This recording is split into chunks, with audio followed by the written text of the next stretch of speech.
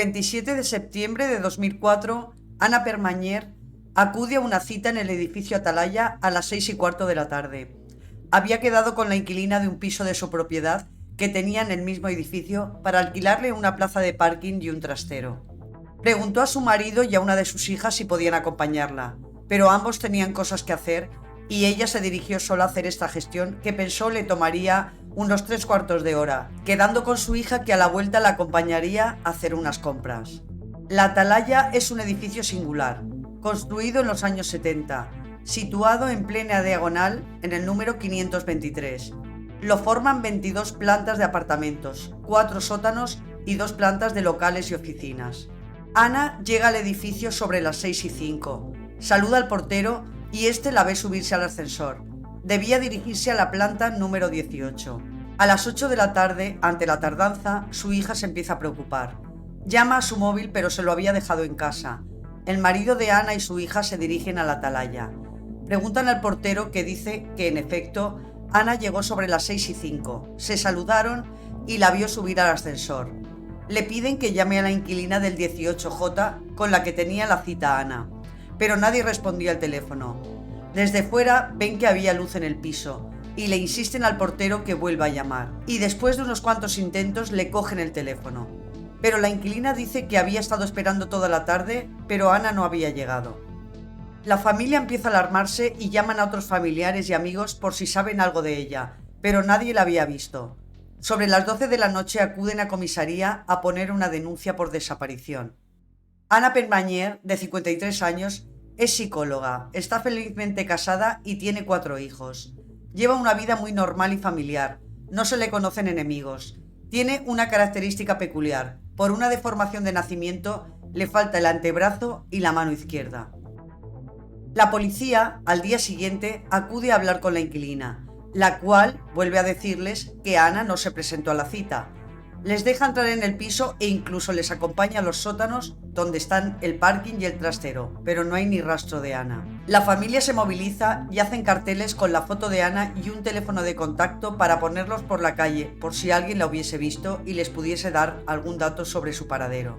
Desde el principio los investigadores sospechan que no se trata de una fuga voluntaria y se encuentran con un desafío a la hora de registrar el edificio, que es un auténtico laberinto con 4 plantas de sótanos. También se investiga su entorno familiar, pero no encuentran ningún indicio que les lleve a pensar que alguien cercano esté implicado en su desaparición. La sospecha de un secuestro también se la plantean los investigadores, pero todavía nadie ha pedido un rescate. Se reciben llamadas de gente que dice haber visto a Ana, pero cuando la familia pide algún dato, se ve que eran informaciones equivocadas y se van descartando todas. Los investigadores no tienen ningún dato sobre la desaparición de Ana. A los 9 días se recibe una llamada en su casa por parte de una persona con acento sudamericano. Dice que tiene a Ana Permanyer secuestrada y pide un rescate de 100.000 euros para su liberación y que ya volverá a llamar para concretar el sitio donde tienen que realizar la entrega del dinero. Se localiza la llamada y está realizada desde Corberá de Llobregat. En una llamada posterior indica que al día siguiente a las 12 de la noche se debe depositar una bolsa con el dinero en un polígono industrial de Molins de Rei. Se activa un protocolo policial con el grupo de operaciones especiales. Un funcionario se hace pasar por el marido de Ana y deposita la bolsa en el lugar indicado. Un individuo se acerca, recoge la bolsa y sale corriendo, pero inmediatamente es interceptado y se procede a su detención. Se trata de Henry Wilson Huelco Benítez, un ciudadano paraguayo de 22 años. Confiesa que no sabe nada del paradero de Ana Permanyer, que vio el caso en la televisión y él y un amigo pensaban que era una forma de ganar un dinero fácil. Se comprobó que no tenían nada que ver con la desaparición de Ana. El 7 de octubre, 10 días después de la desaparición, la Guardia Civil recibe un aviso. Unos operarios de una cantera cercana han encontrado un cadáver en el macizo del Garraf, a unos 50 kilómetros de Barcelona, en un desnivel de Monte Bajo. Manifestaron que en días anteriores habían notado un fuerte olor y creían que podría ser un animal muerto, pero cuando se acercaron a la zona de donde provenía, se dieron cuenta de que podía ser el cuerpo de una persona.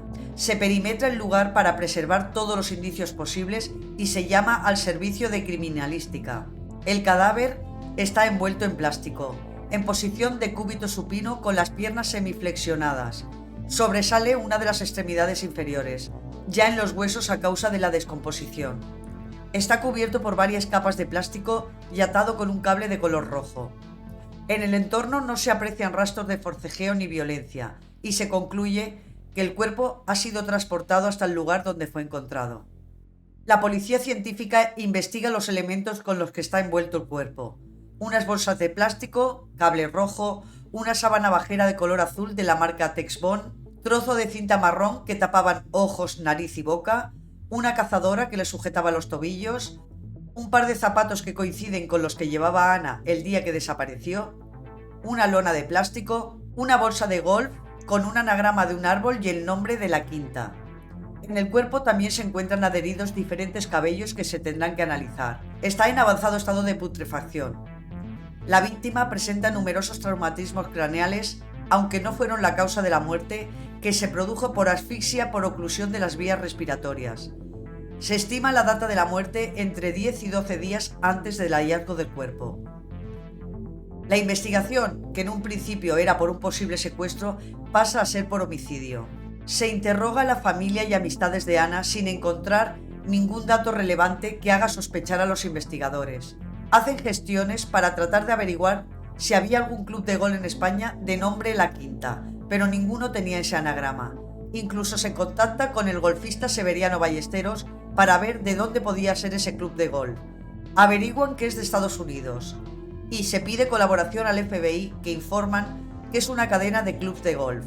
La policía pide que se hagan gestiones para averiguar si algún español es socio de esos clubs, pero las gestiones realizadas por el FBI no condujeron a nada. Se vuelve a registrar concienzudamente el edificio Atalaya, centrándose en las 4 plantas de sótanos, pero no encuentran ningún indicio de que la muerte de Ana se produjese allí. La investigación no aporta ningún dato nuevo que ayude a esclarecer el crimen. Días más tarde se persona en la jefatura de la policía Carmen Badía Lachos, junto a su abogado, la inquilina del piso 18J, propiedad de Ana Permanyer. Alega que firmó un contrato de arras con la fallecida el 10 de septiembre, pocos días antes de la desaparición. El contrato comprendía la venta del piso, del parking y del trastero. Dice que firmaron el contrato en la cafetería La Oca de Barcelona, estando presente ella, Ana Permanyer y 3 individuos más relacionados con el mundo inmobiliario y la banca. Presenta un contrato sencillo, con 2 hojas y unas certificaciones del registro de la propiedad. Carmen, según su testimonio, compra a nombre de su hija el piso, con trastero y plaza de garaje por 600.000 euros. Con las arras se entrega 420.000 euros al contado y en billetes de 500 recién sacados de su banco de Andorra. Carmen cuenta que Ana no quería que quedase rastro para que su familia no se enterase y que también le había confesado su intención de abandonar el país e irse a Cuba y comenzar una nueva vida. Lo lógico en un contrato de arras es entregar un 5, un 10 o un 15% del precio total que se estipule como precio de venta, no un 70% como en este caso. En un contrato de arras, si la operación no llega a buen fin por causa del vendedor, éste debe devolver el doble de las arras pagadas, que en este caso serían 850.000 euros. El marido de Ana Permanyer niega totalmente esta información y los agentes se dan cuenta de que en el contrato algo no cuadra. Las firmas están cambiadas y la de Carmen estaba en el lugar del vendedor y la de Ana Permanyer en el del comprador. Además, el trazo se veía irregular. Los investigadores encargan un informe caligráfico y empiezan a investigar a Carmen Badía, y se sorprenden al descubrir que había estado en la cárcel acusada de la muerte de su exmarido. Josep Campí y su hermana eran propietarios de un camping en el Pirineo catalán, y el 9 de octubre de 1997, un mes de poco trabajo, a última hora, cuando están limpiando el bar y se disponen a cerrar, 2 encapuchados matan a Josep de 2 tiros e hieren de gravedad a su hermana para robarles poco más de 40.000 pesetas. La Guardia Civil no acabó de creer la hipótesis de un robo. Se sospechó de un asesinato por encargo. Josep poseía mucho patrimonio. Las sospechas se centraron en un nombre: Carmen Badía Lachos, exmujer de Josep y madre de su hija de 18 meses. Le mataron al poco de romperse el matrimonio. ¿Quién beneficia? A mí no me beneficia nada. ¿Quién se queda con el dinero? A mí no me beneficia en nada. Detuvieron a Carmen. Estuvo 9 meses en prisión preventiva, pero al final la fiscalía terminó retirando la acusación porque ningún indicio la incriminaba. Ella dijo que no le beneficiaba la muerte de su exmarido, pero 2 años después comienza una lucha judicial contra su familia política para reclamar, en nombre de su hija, todos los bienes de Josep. Llegó incluso a trincherarse en el camping con su hija. Al final, la justicia le dio la razón y se convirtió en la administradora de una herencia de más de 500.000 euros, con la cual compró propiedades en Lérida, Sitges y Fraga. Registran su piso de Sitges y el que tenía alquilado en el edificio Atalaya. Llama la atención que mientras registran el piso, ella y una amiga que la acompaña actúan como si no fuese con ellas. Continuaron con lo que estaban haciendo sin inmutarse. Carmen incluso invita a comer a los agentes encargados del registro. No se encuentra nada de interés, pero se llevan una agenda propiedad de Carmen que luego cobrará interés. El 15 de octubre, un día después del registro, se reporta un incendio en el edificio Atalaya, en el piso 11E. No se registran víctimas ya que en ese piso no vive nadie. A la policía le llama la atención el suceso en el mismo edificio donde desapareció Ana y precintan la puerta. Sobre las 8:45 horas del lunes 18 de octubre de 2004 se constata quebranto del precinto judicial con rotura del candado. Los criminalistas confirman que el incendio no ha sido fortuito. En el informe pericial de la Brigada de Policía Científica se concluye que hay 2 focos, uno en el salón y otro en el dormitorio principal. La combustión debió producirse por aportación directa, etiología intencionada. Curiosamente, se encuentra en un armario un juego de sábanas de color azul y le falta una sábana bajera que coincide con la encontrada en el cadáver de Ana Permanyer. La sorpresa es mayúscula cuando descubren que el piso está a nombre del abogado de Carmen Badía.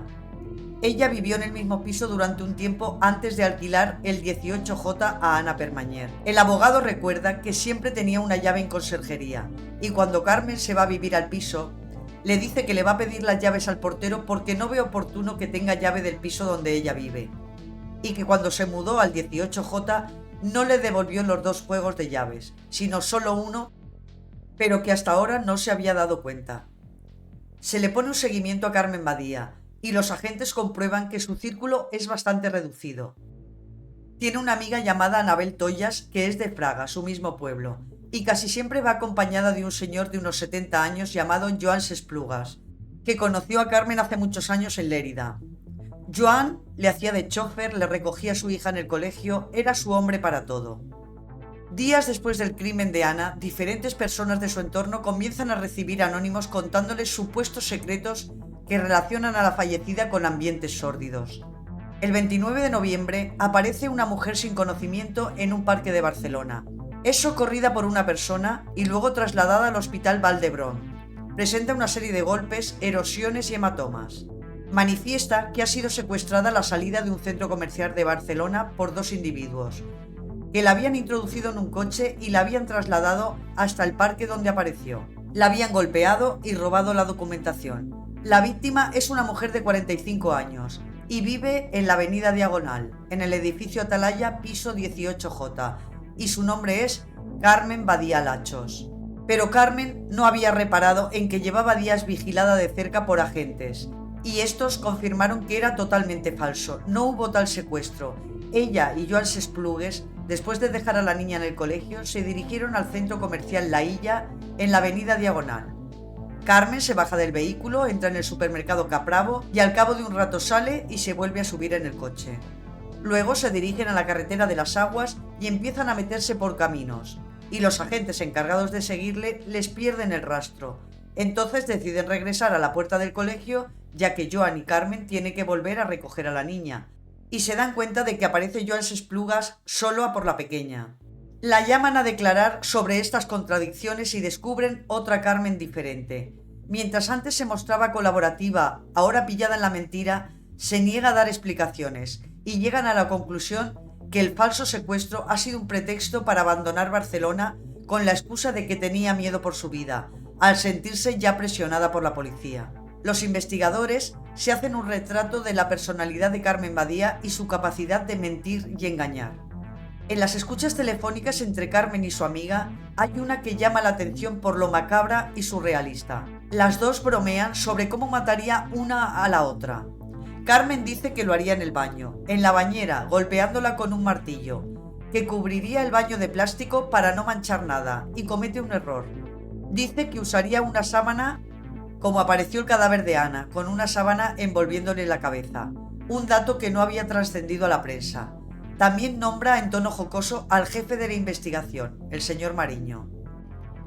¿Te pondrás en pose? Sí, como quieras. Y la cabeza dentro de la bañera por si... para que nos cachinar. Me pongo en pose dentro de la bañera. Y como tienes cristales no se ensucia nada. Y un poco de plástico, ¿eh? Ponemos una sábana. ¿De qué color es que? Es que me da pereza morir contigo, ¿eh? ¿Para qué? Tendré que llamar a Mariño que me diga cómo se hace. Teniendo en cuenta esa conversación, se vuelve a analizar el piso 11E, el que se había quemado, aunque habían pasado 4 meses desde el crimen y ya había sido limpiado y reformado. Los investigadores creen que es donde se produjo el crimen. Desmontan el desagüe del baño para ver si pueden encontrar restos biológicos de Ana Permanyer, pero no obtienen nada, al igual que en el baño del 18J. Por el momento, nada vincula directamente a Carmen Badía con el crimen de Ana. La policía ahora se centra en averiguar de dónde ha sacado Carmen Badía los 420.000 euros que supuestamente le ha pagado a Ana en el contrato de arras. Ella alega que de unas cuentas que tenía en Andorra. Quan va aparèixer la senyora Permanyer morta i d'aquelles circumstàncies, vaig pensar, aquí passa alguna cosa. Va fer amb bona voluntat per esbrinar què és el que havia passat. Aquest contracte es va firmar a la OCA, una cafeteria que anava ella a esmorzar.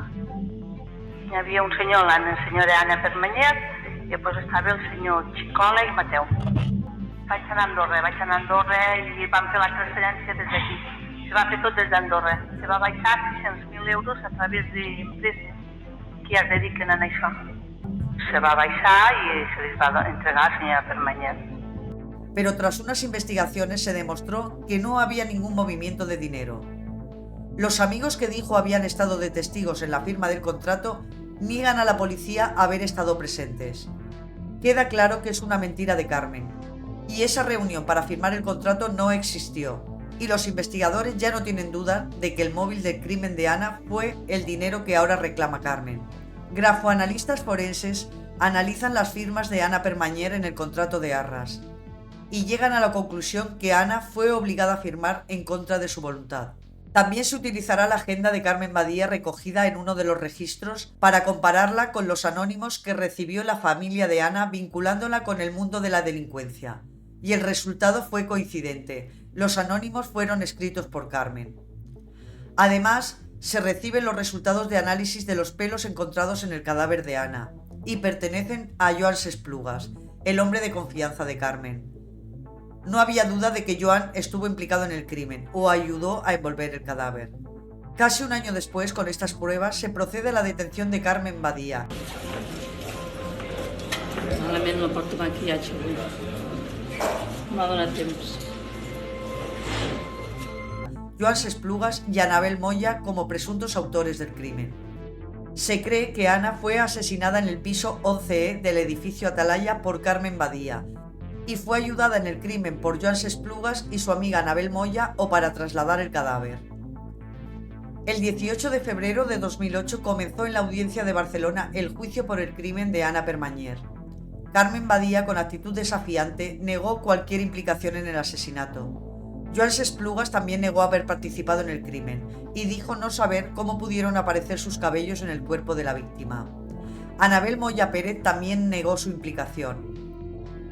El 18 de marzo de 2002, la Audiencia Provincial de Barcelona declaró culpables a los acusados, Carmen Badía Lachos y Joan Sesplugas Benet, de haber obligado a Ana Permanyer, con violencia e intimidación y afán de enriquecimiento, a firmar un contrato de arras, en el que figuraba como parte compradora la menor Claudia Campí Badía, representada por su madre, la acusada Carmen Badía Lachos, fijándose el precio total de la vivienda, plaza de garaje y trastero en la cantidad de 600.000 euros, constatando que la parte compradora entregaba la cantidad de 420.000 euros en ese concepto de arras o señal.